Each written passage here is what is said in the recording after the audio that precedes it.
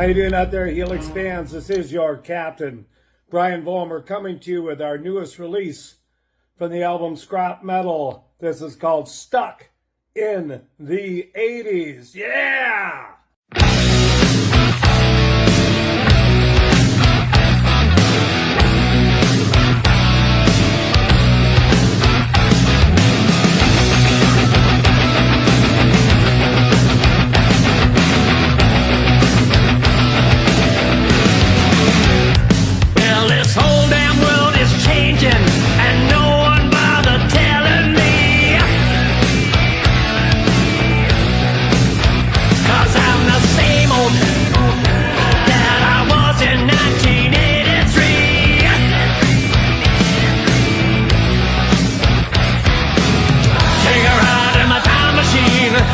When the music seemed so much better than it is today, I don't know, what can I say? I'm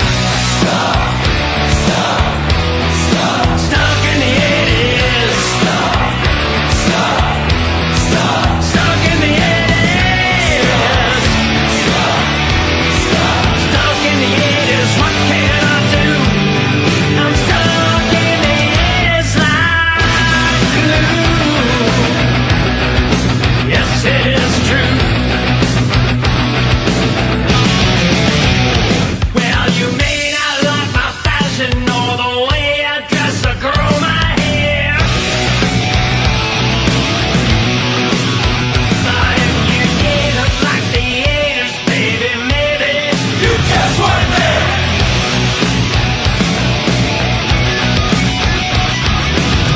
Take a ride in my time machine.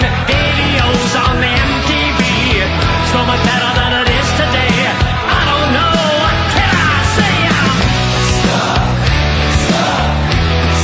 stuck in the 80s. Stuck in the 80s.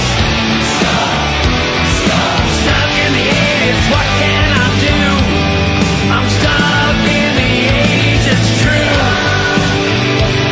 I'm stuck in the 80s with you. I'm stuck in the 80s like glue. Yes, it is true. Wow!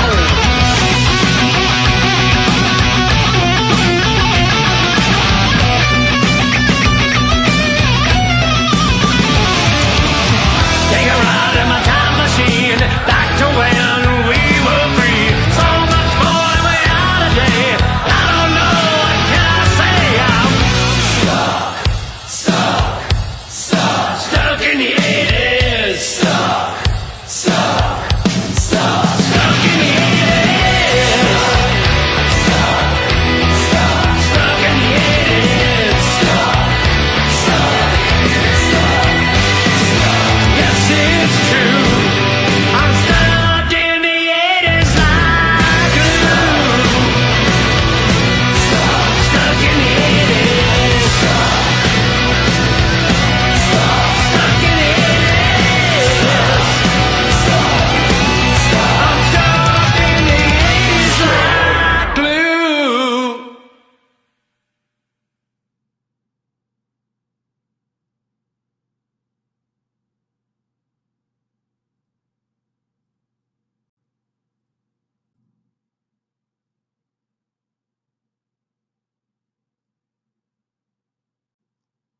That is Helix. That is Helix with their latest single after 50 years. Another new single called Stuck in the 80s. This is off an album that Brian Vollmer put together over the last little while with all his Helix friends, alumni, Helix family. This is a real collaborative project. It's an extremely well done piece of work. Produced by Aaron Murray of Charterhouse Studios in London, Ontario, Canada. Sean and Brian wrote that. Sean Kelly co-wrote that song, Stuck in the 80s. And then they re-recorded a song called Pretty Poison. Those of you that are Helix fans will know the song and will recognize it. And yeah, there's a whole lot of really, really cool music going to be coming out on this particular album. And it is a really great album because it's got some really, really cool tracks. There's a couple of bonus tracks that are on the digital release of the album as well. So that comes out, Stuck in the 80s drops on the 17th of October. And then we've got a bunch of, maybe another single or two off that album. And then the whole album, Scrap Metal, will drop. And there's some really cool tracks on there. You're going to want to pick up a copy of that, whether you pick up a digital copy, whether you pick up a CD or vinyl. You're going to be able to pick it up in any medium, pretty much any medium that you want, which is, pretty cool. So yeah, we're going to be featuring that song and that video Brian put together. There's actually a couple or three different versions of videos for that single, Stuck in the 80s, written by Sean Kelly and Brian Vollmer. And Sean performs on that track, as do other members of Helix. And as I mentioned before, produced by Aaron Murray. Some really, really great music on that album, Scrap Metal. So check it out when it drops. We're not sure of the release date yet. For the digital release, we're in the process of getting vinyl pressed and CDs, and a bunch of CDs have already been, I think, advanced sales to the U.S. Brian will be able to fill me a little bit more about that when I speak to him this weekend. Friday night we'll be in Aurelia at Casino-Rama, and we'll be at the Nazareth Farewell Tour, featuring Nazareth, Killer Dwarfs, and, of course, Helix. And then there'll be a next night we'll be watching them in Pickering. These are casino dates, so they're really, really great dates, nice size venues. Usually the sound in them is pretty darn good. And there's not really a bad seat in the house. So if you get a chance to go to those casino shows, you might want to check them out. They'd definitely be worth taking in. Well, tonight I want to talk about, a whole bunch of stuff. Stuff you should know, part 2 is what I titled this tonight. I'm going to go over to the chat room. Hopefully some people will join us over there with some questions. It's always great if people join in and have questions. Not that maybe I can answer them, but hey, I'll give it my best shot. How's that sound? And then what we're going to do is talk about goals and objectives tonight, because there's a little bit of confusion about which is which and why they're important. And they should be important in any part of your life. You don't have to be a musician or an artist to want to have goals and objectives in your life. These are things that you can plan in your life to give it more depth, more breadth, more experience, whatever. There's things you can do. People plan goals all the time, right? I want to go to Italy. There's a goal. But I haven't been there yet, and I got to save up the money to make the trip to Italy. Okay? So there's a goal. I want to go to Italy. What's the objective? Well, maybe some objectives along the way. Maybe, I don't know, an overtime shift pays for part of the airfare. I don't know. Something like that, right? Or you decide that, you're going to go to Spain, but maybe it makes more sense if you're there for a while to, have a home base and travel out from that home base on a daily basis.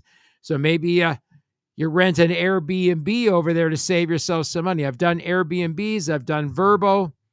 Last year, this summer when we booked our trip across the West, it was mostly hotels.com. The cool thing about using them is that it's kind of like Priceline. They shop around, try to get you the best deals, the best prices. You don't always get the best rooms in the house, but they're usually quiet, they're comfortable, and if you're traveling on the road and you want to get a good night's sleep, most of these places we stayed were conducive to giving a good night's sleep, which was really, really great. Even when we stayed in Winnipeg and we were at a convention center and there were evacuees from the fires, we still slept like logs and they got up early the next day and headed out of Winnipeg for, Kenora and points south of that to Fort Francis.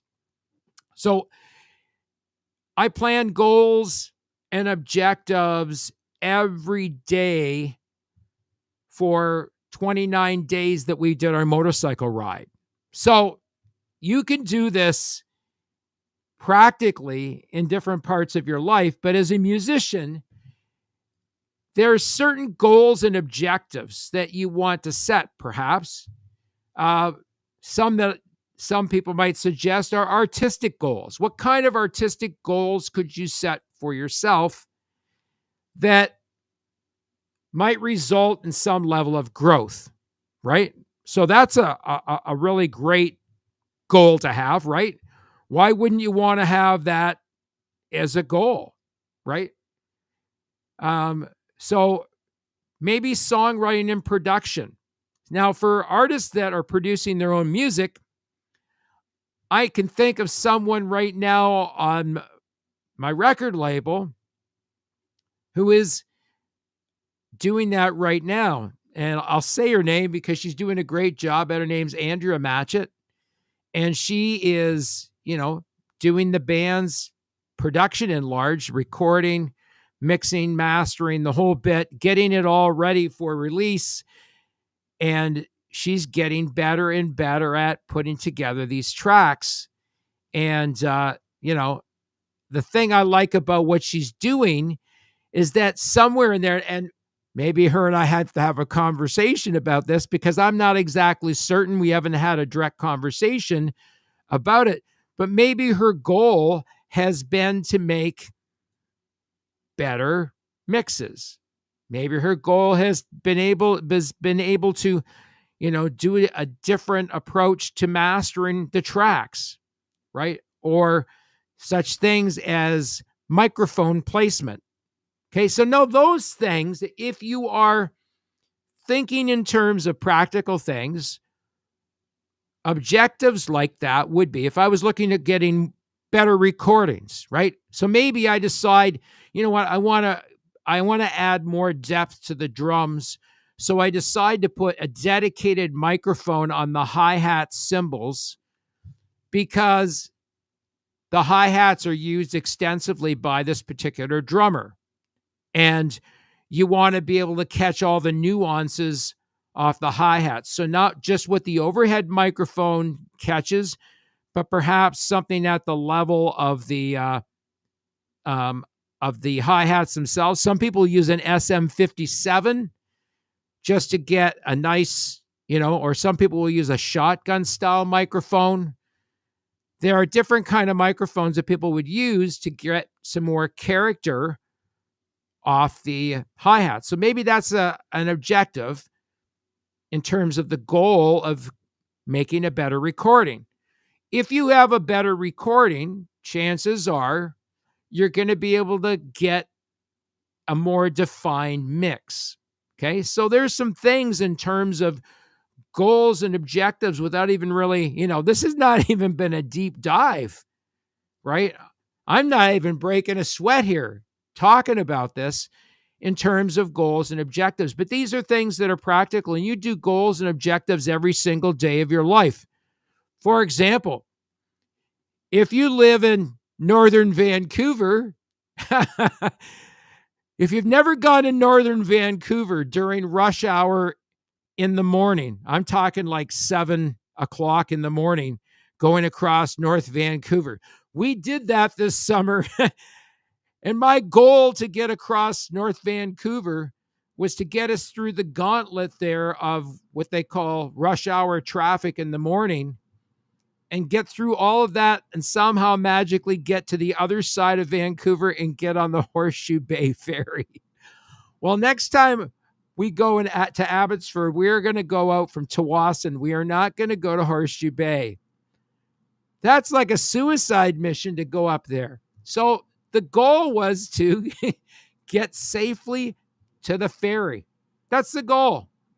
Now, the objectives are, if you see something silly going up ahead, on ahead of you in the traffic, get around it. If you can, don't be behind it. Get in front of it. You don't want to be behind an accident that's waiting to happen. So you got to pay attention to the traffic. So you're performing objectives along the way to achieve that goal. So these are professional. And again, I suggested songwriting and production could be artistic goals that you might choose. And included in songwriting and production, you can break that down even further, right? The songwriting itself. So one of the things that I talk about with artists is quality. What is the quality of your songwriting? Are you telling a story? What's the purpose of the track that you're writing? Are you just writing music ad nauseum for the sake of writing it? Or do you have something to say in your music? Or is it just a message like that? Like, for example, Stuck in the 80s, right? It's about being stuck in the 80s because those times for some people represented a really different time in their lives, a time where things were a little bit freer. Things weren't as crazy and stupid. People weren't as divided as they are now. There was a lot of different things going on in the 80s that made them attractive for people. I want Brian to redo that song, and I want it to call it Stuck in the 70s, because the 70s were really my favorite time. I grew up as a teenager in the 70s, and to me, that was the best time to be alive, right? I mean, going to my first Frank Zappa concert in 1974, going to my first Kiss concert in 1974, AC/DC, all those back in the early 70s, seeing all those great bands, Rush, to name a few. Sir, are you reading the chat? Yes, I am reading the chat. Twitch director, do you have a question for me? Maybe. I don't know. I'm reading the chat. So if you got something there, buddy, by all means, fire it away. Okay. So, skill development. So here's another goal, right? Now, if I'm going to do skill development, what kind of things would lead to that goal? Now, skill development, you could break that down even further, right? For example, a drummer might say, I want to learn how to do better paradiddles. So that may be something that the person is looking at doing as a drummer, right?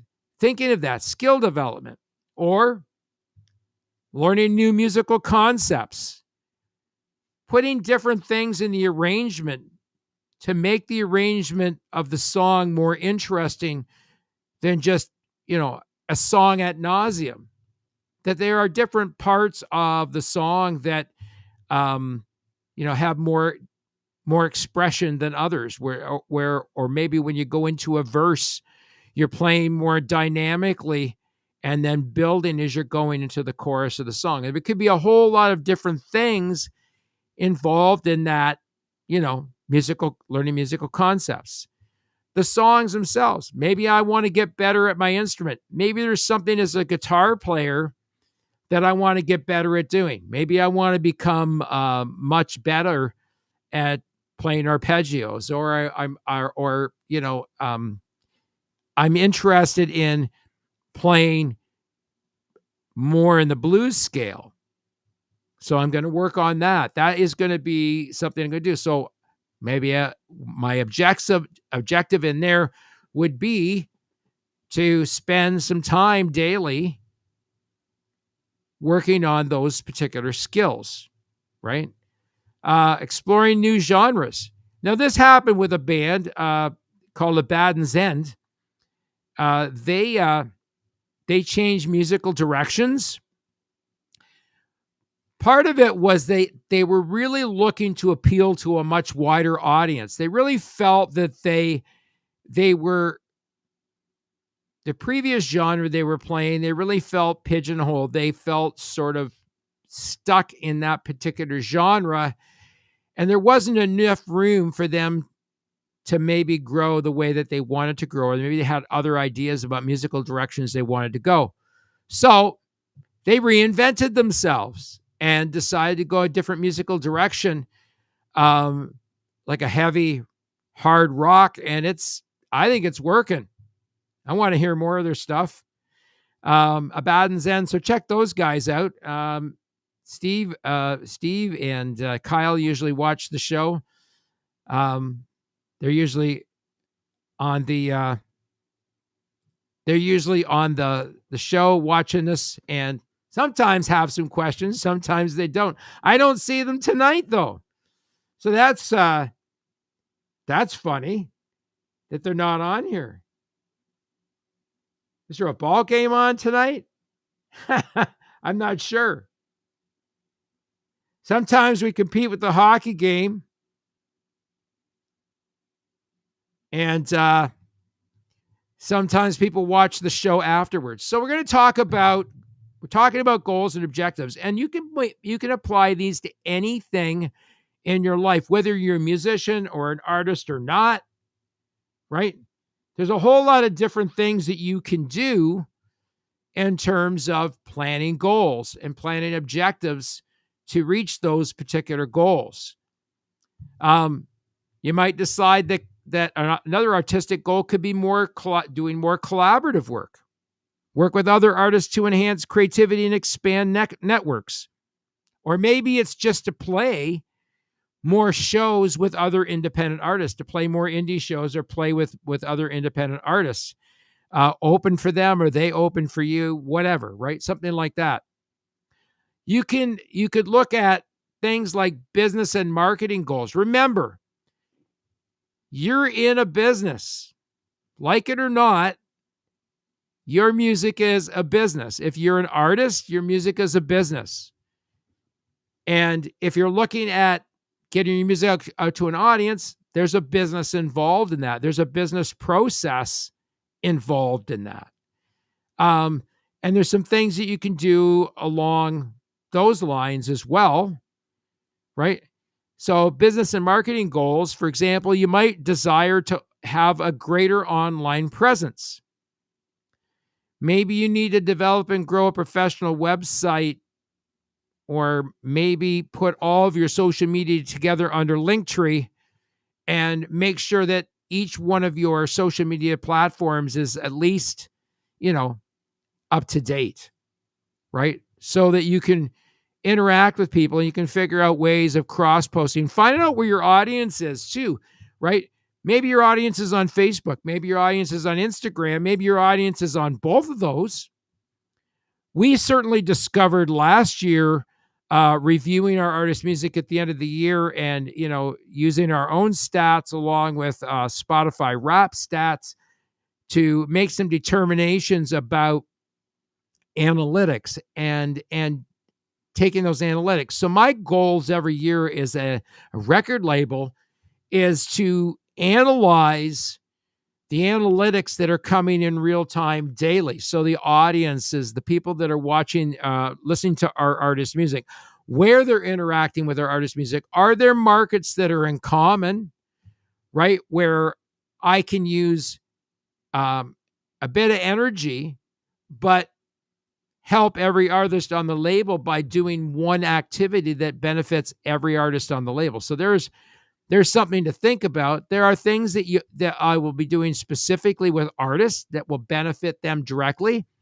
And it's because every artist has different levels of involvement with the label. And not every artist is deeply involved with me. Some artists don't collaborate with me.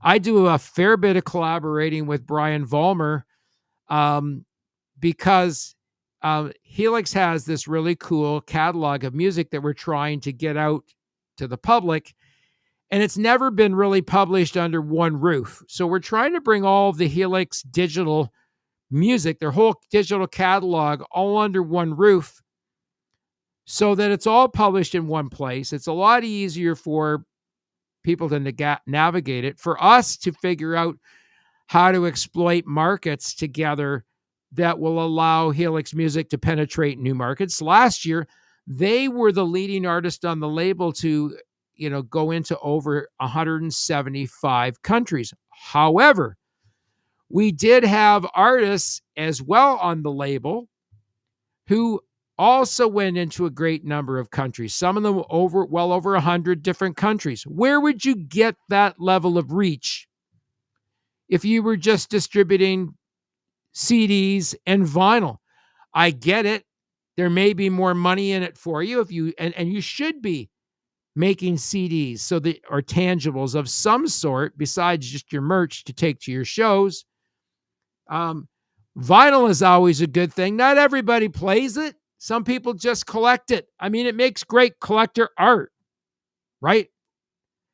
So you can just collect records and jackets and once in a while open them up and play them if you've got a really decent turntable. I have a turntable over there. You can see kind of the corner of it there. And there's a CD up there right now, sitting up there called Rabbit Holes and Bridges. There's an interesting prog rock band that I've talked about wanting to help. But right now, I am so busy between new releases for everybody and all these new releases for Helix. We're going to have a full digital album coming out. Really excited about that. That full digital album will come out ahead of the vinyl, probably ahead of the CDs too. Or maybe at the same time the CDs come out. I'm not exactly sure.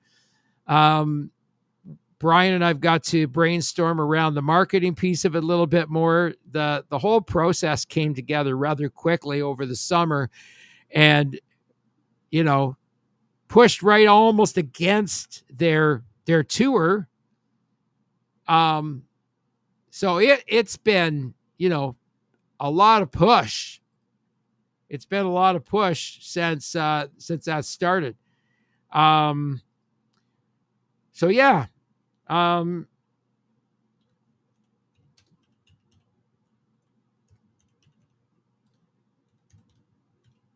So there's a whole lot of things you can do in terms of goals and objectives. You can define those objectives and clearly state what you want to achieve in specific terms, right? So again, the online presence. Maybe there's a specific goal in there. We want to have 1,000 followers, and we would like we would like to grow that audience so that audience is engaged. Now, if you could find an online audience of 1,000 people that supported what you do, I talked about that last week, the power of 1,000, right? So the power of 1,000 could be a goal for you.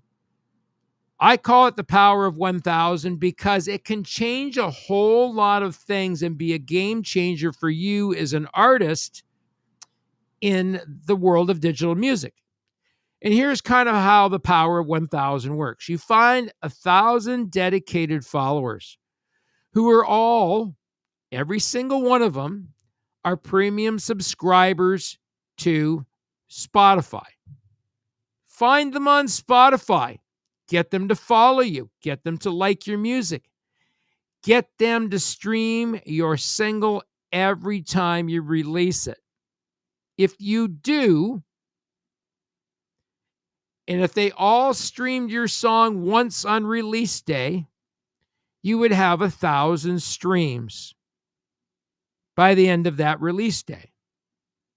If they all streamed it again on day 2, you would have 2,000 streams. In 10 days, if they streamed your song one time over 10 days, you would have 10,000 legitimate listens on Spotify. Now you've gone from 1,000 to 10,000 streams in 10 days.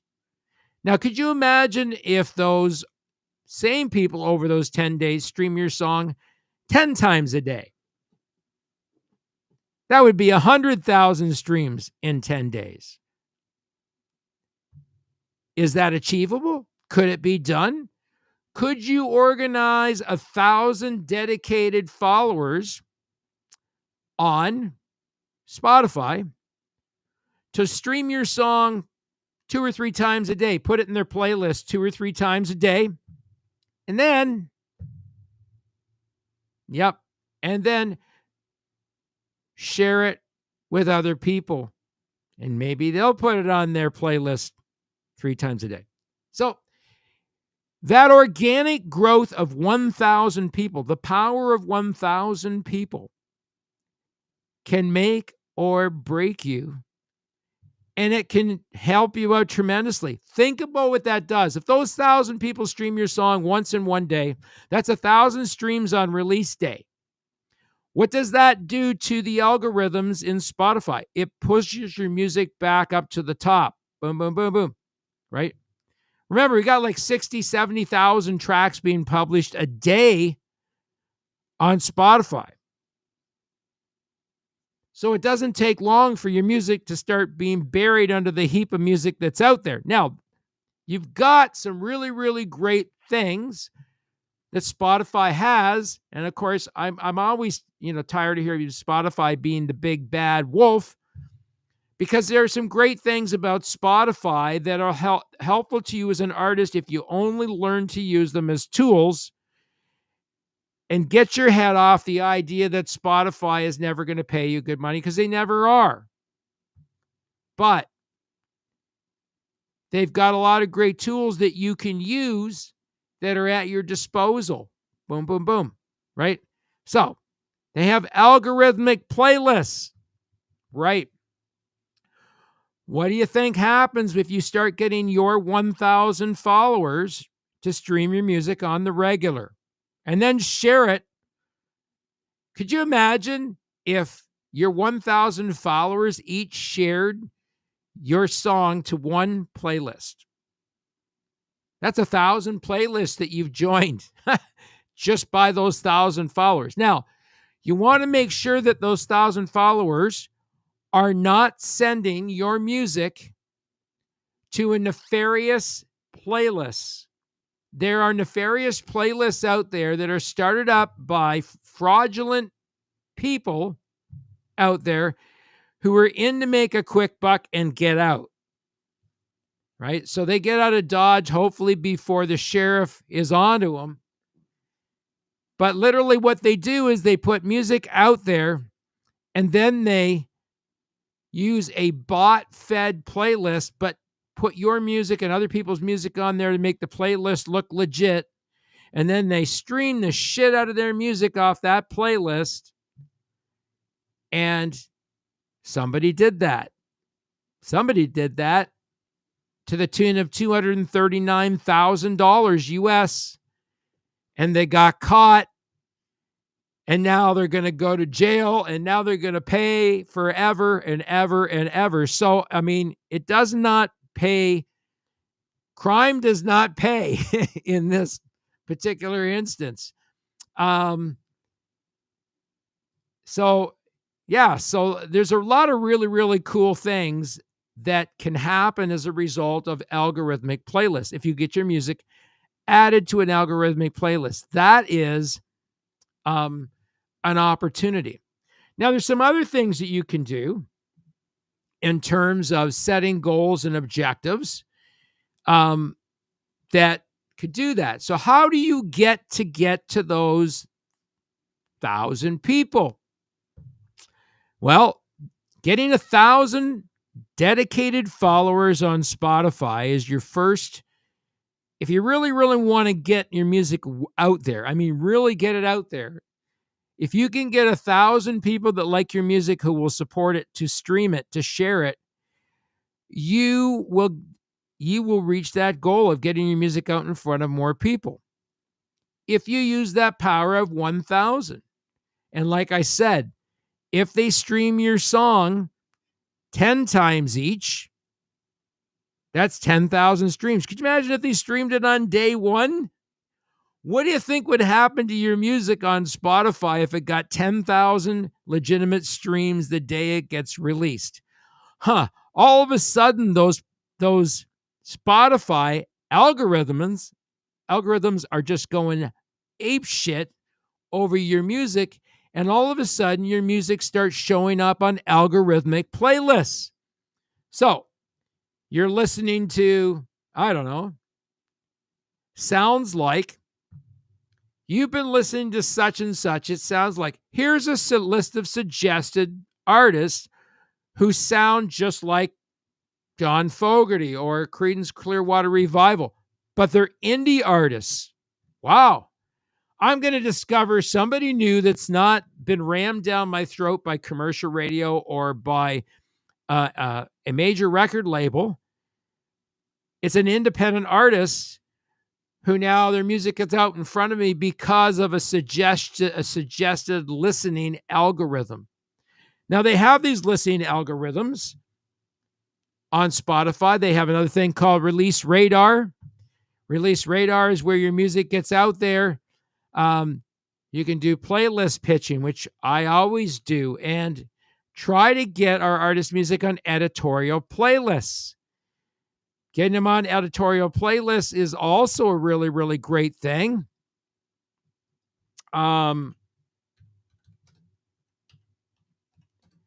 So, yeah. So, I mean, there's a whole lot of things.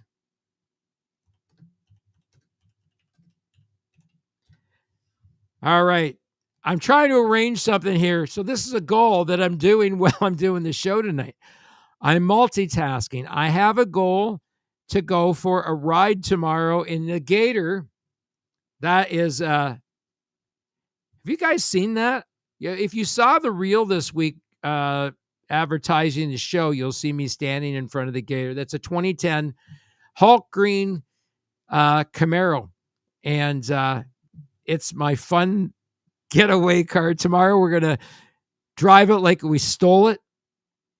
And we're going to, my buddy Harry and I, we were going to go for a motorcycle ride tomorrow, but I was looking at the weather and it's like, it's looking chilly tomorrow, right? And I you know, as much as I don't mind the chilly weather, you know, there's a frost advisory tonight. That means in the morning it's going to be damn cold, right? It's going to go down to 3, but feel like -1, and it's only going to feel like 1 degree in the morning. It's going to be 5 degrees, but only feel like 1 because the wind is going to come out of the northeast. We're heading towards like winter here, right? And it was really weird because the other day when Sunday, if anybody followed my trip, now there's a goal and objective trip. My goal was to just have a really, really great day, right? I ended up in Barrie, Ontario, after riding for a couple of hours. I ended up in Barrie, Ontario, and then I thought, I got some friends who've got a fishing tug on Georgian Bay up in Parry Sound. Why don't I just give them a call and go visit them? I'm only an hour or a little over an hour away, about an hour, 15 minutes away from them. So I called Terry. He's like, yep, we can meet you at the boat. We went on the boat, went on a cruise on Georgian Bay, and then ended up spending the night in Huntsville for another early morning ride on the way home to celebrate my daughter's 25th birthday. So able to fulfill a number of goals and objectives within that 48 hours. The goal was to have a great ride. I had an epic ride, right? I was able to exceed my own expectations about the ride. I mean, I just thought I was going to end up, going to Barrie and maybe winding my way back home, going up through, if you're Georgian Bay, I'd be coming up around Collingwood that way, coming home. But I didn't. I went the opposite way. I went east to Huntsville. And then I stayed the night in Huntsville. I had a couple of craft brews. It was great. I was on the canal. It was shirt sleeve weather. I rode all day almost in, a short sleeve shirt and a leather vest. Well, I hate having to put the stuff on. So tomorrow's going to be a bit cooler, and we're going to take the car on a little honk tomorrow. It's going to get up to like a balmy 13 degrees, 15 degrees, and feels like 14. So that is like, I don't know, 55, 60 degrees. It's not super warm, but it's going to be a full sunny day. So my guess is, I've seen this year, the Weather Network, everything has been sort of conservatively pushed down. If they say it's going to be 20 degrees, it's 24, 25. So I'm going to say maybe that 15, 16 might be 19 tomorrow. Who knows? But we're going to have a great time anyway. We're going to take some photos and maybe vlog the trip tomorrow and have a bit of a blast. And so watch for that tomorrow. Harry and Kenny, I don't know where we're going. We're going to get in the car in the morning, figure out maybe some place to stop for breakfast, and then drive my car like we stole it. All right. So that's our goal. That we have a goal tomorrow to have a fun day. The objectives are going to be all the fun parts along the way. So a goal that you could have is to create an action plan. So an action plan could be a whole lot of different things. It could be a lot of different things, right? So when you think about goals and objectives in terms of an action plan, maybe you could reverse engineer your big picture goals into something that's actionable, short-term steps to create like a roadmap for success. So what does a roadmap for success look like to you? You might even plot it out on a board like a roadmap and the things you're going to try to do along the way. So for some of the bands, I was talking to an artist the other night out in British Columbia, and they would like to get a string of 6 to 8 shows that they play on a mini tour. That's one of their goals, is to get those shows. And in getting those shows, one of the things that they want to do is, have them a distance apart where they can depend on getting a decent audience at every show. And then one of the things that's on their bucket list is to play the Whiskey down in California, down in LA, to play the Whiskey. So are they going to get there? Possibly. Whiskey is a pay-to-play venture. If you're an unknown down there, it's a bit of a crapshoot, right? But it's a great place if you want to get exposure, meet people, and perhaps, find the right booking agent or find the right promoters who might be at the show to see what the new talent in town is. So that could be, you may be doing some form of an audition by doing that, by playing at the Whiskey. And if you've got some people down there, again, if you could build a worldwide fan base and could find, 100 people down in LA that would buy a ticket to your show when you play the Whiskey, and you put 100 bums in the seat, right? If you put 100 bums in the seats in the Whiskey for your show, someone's going to take notice of that, right? So there may be some things that you can do.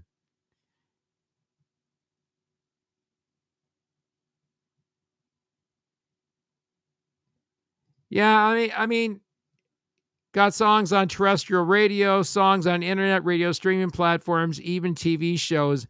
I'd say, other than a major tour, probably as good as it gets. Cheers, hope all is well in your world. Thanks, Ted, for the comment. Yeah, we do that. We have music that's in soundtracks. We have music that's played on radio. What I don't see is much of a return on investment for terrestrial radio or any return on investment for internet radio. If there's a better return on investment, that return on investment would be that those radio stations playing your music would send listeners where it counts for you. Or at least they'd be compliant and pay the licensing to play your music on their show. And if they're paying to license your music on their show, maybe they'd be so kind as to put it in rotation so that you could earn a little bit of money for all the people listening to your music on their show. You're providing them content. There should be something in return for that content, right? It should be a two-way street. It should be a way that it's a collaborative effort. Internet radio should be designed to help the artist and the artist to help internet radio. It's the artist that's providing internet radio with the content. It's internet radio that is hopefully helping the artist to grow that audience and get that audience to listen to their music or license themselves as a radio entity so that every time they play your music in rotation, you're actually earning royalties on that music that's being used. Why not? Right? We like it when artist music is used on Spotify, on Instagram, on TikTok, on Facebook, on Reels. I encourage artists. Your music is out there. It's published on Instagram. It's published on Facebook. You should be doing a reel a day or maybe a reel a week using your own music in the reel. If you get 1,000 plays, your song has just got 1,000 plays, and it says the name of the artist on there so people can start looking for you if they like your music, right? Here's a great way to showcase, okay, because you get to pick the part of your song that hits the hardest when you make your video. So it's like a infomercial about your music to engage an audience. And I don't see any of you doing reels on the regular out there. I do reels on the regular to engage people, to find an audience, to find people willing to listen to what I have to say Wednesday after Wednesday. And I like the fact that there are people that like what they're hear, that the information that they get is somewhat helpful, that when we have artists on the show or content collaborators and people that provide content for our show, it's great when they do. Speaking of which, Michael Brandvold's due back on the show again too, and so is Kelly Kierlich. There's a couple other people I was trying to procure for this fall so I can make the fall a little bit interesting. Now that motorcycle season is soon going to be winding down, it makes really good sense for me to start thinking now about the next few months when we start turning to cold weather and I have a little more time on my hands because I'm not out planning motorcycle trips. Start looking at those kinds of things. But, seriously, why wouldn't you? Your music is already published on Spotify, it's published through Spotify and all the streaming services, but it's available on Facebook, Instagram, Snapchat, and TikTok. You could be making reels on the daily. If you think your audience is on Facebook, make Facebook reels. Make them about 30 seconds long. Find the section of your music that hits the hardest and make that an infomercial about your song. Maybe you might talk about the quality of the songwriting, why you think that song is something someone else should listen to because you painstakingly wrote it and put a great deal of thought into the lyrics. Maybe, right? If you're using those reels, right, you will get more traffic than you will get from internet radio. Trust me. And people will want to find your music, especially on your reel if you post a link to your music on Spotify. Now, Spotify and iTunes are the most widely used services. And almost every artist on our label unequivocally, their main audience is on Spotify. So you can hate on Spotify all you want, but 90% or more of your audience is on Spotify. iTunes is not got the depth or the breadth of the catalogs that Spotify has, I don't believe. And I also believe that Spotify has some algorithmic things like playlists and stuff like that where they make suggestions and your music can pop up in suggestions, right? You like Aerosmith. Well, you might also like, boom, right? I know a certain band that has an awful lot like, they sound a lot like the Tragically Hip. I'm sure, sounds like the Tragically Hip.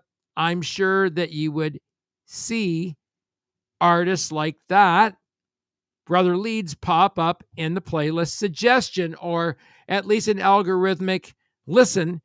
Why don't you check out Brother Leeds? If you like the Tragically Hip, you might like Brother Leeds. On the other hand, if you like, a different genre of music, something that's taken more of an Americana flair this last while, Newport Electric. They got a single coming out. And their last one, If Wishes Were Horses, great song, man.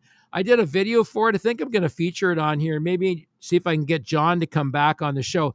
This is called El Dorado's Gold. It's, again, sort of an Americana feel on a rock scale. And then imagine this song being on a Quentin Tarantino soundtrack, because it probably could, or some kind of a Spago Western or something like that. It could be on a Western. And I think of, I think Young Guns is going to be revisited. People should be submitting to see if they could get their music on a Young Guns soundtrack. If you've got that sort of Americana flavor, who knows? Maybe a music supervisor might be interested in, putting that music on there. So you just never know, right? Making sure your music is licensed in all the right places. Now there's an objective, there's a goal. When you go back to business and marketing goals, monetization, ensuring that you can collect all the royalties on your music. Is your music registered in all the right places? Everybody goes, oh yeah, I got that covered. I'm registered with SOCAN, or I'm registered with BMI or ASCAP, or if I'm in Canada, I'm registered with SOCAN, and I also use BMI or ASCAP in the US. And I'm like, is your music registered anywhere else? Well, what do you mean? I said, those are performance royalties. Those earn your royalties off the published works. But what about the recorded masters? What about those? Every time your music is played, there's a digital signature. Every time it's played from a thing that's embedded in a track. If you took the time to properly embed the track with metadata. Oh, what is metadata? Well, we'll talk about that maybe on a future show. Having the correct metadata in a track ensures that you can squeeze every last thin dime of royalties out of your music, and to ensure that your royalties can be collected on your music. So from a digital point of view, I can name 6 revenue streams right now where we can earn royalties from. 6 revenue streams. There's more, but I'll name 6. There are 6 right now that I know of that are royalty streams. We earn royalties off Facebook. We earn royalties off Twitch. We earn royalties off Twitter. We earn royalties off of Instagram. We earn royalties off YouTube. And that's just a few where you can earn royalties off your music if your music is properly registered and properly encoded, and you have the rights to that music properly registered, the copyrights secured, proving that you are the owner of the product, both the written and recorded works, so that you can collect the royalties on the music. And, if you've been smart about it, if you have people that you share the royalties with, you will have them sign up and register for their share of the royalties. So if their share of the royalties is, 20%, you would assign them 20% of the royalties, but you can only assign them if they are a member, right? And we talked about this the other night, ownership of published works. Someone claiming ownership of a published work, but they never registered the song with SOCAN. Oops. Someone claiming ownership of a song, but they never registered the work with BMI or ASCAP or CSAC. And that is called an International Standard Work Code, an ISWC. If you don't know what an ISWC is, that's a business side that helps you earn revenue from your music. It also allows you to license your music for the said use of your music in derivatives, for your music to be used in different formats and forms and samplings, maybe, and for your music to be licensed by radio, television, people filming documentaries, movies, soundtracks, whatever. And these licensing bodies negotiate on your behalf whatever the going rate is. It's somewhere between, I always say, somewhere between 11 and 16%. It could be less. It could be more. But they negotiate that. And I think a lot of it is driven by, budgets and other things. There are other determining factors in terms of what people can pay. Also, licensing for large organizations is based on their income. So if they have a huge income, they pay a lot more for licensing a product than they do if they're not making a lot of money, because it means they're not going to make a lot of money off the product. So that's sort of a sliding scale sort of thing. So you have to look into all of these things, because these things create revenue streams for you, and they become ways of making, your music viable from a financial point of view. Not you're going to get filthy rich off downloads and streams. However, billions of pennies, billions of fractions of pennies can add up to be a lot of money. And, millions of streams start making you thousands of dollars. Sometimes hundreds of thousands of dollars. It just depends on the country and the payout from the country. Now, if you're not paying attention to your payouts, there are some countries that have payout programs where the payout is greater than in some other countries. Now, all I can think of is that those are related to licensing deals in those countries, and particularly what affiliates are willing to pay for the licensing of the music to be able to use it. Because when you sign up with Spotify and any place where you're going to publish your music on Spotify, iTunes, Deezer, Tidal, all of those, whether you're using TuneCore, whether you're using CD Baby, whether you're using, Ditto, whether you're using DistroKid, it doesn't matter, right? You are giving the rights to your music to Spotify and all those streaming services for the purposes of a whole lot of things. They're not usually nefarious reasons. The reasons that they're usually for really good reasons. One of those is so that Spotify, iTunes, any of the other streaming services can decide, because when you publish your music, you can usually decide the section of your music that you want played as the sample, or you can let the streaming services decide. Either way, they've got to create those short strips of music for samples.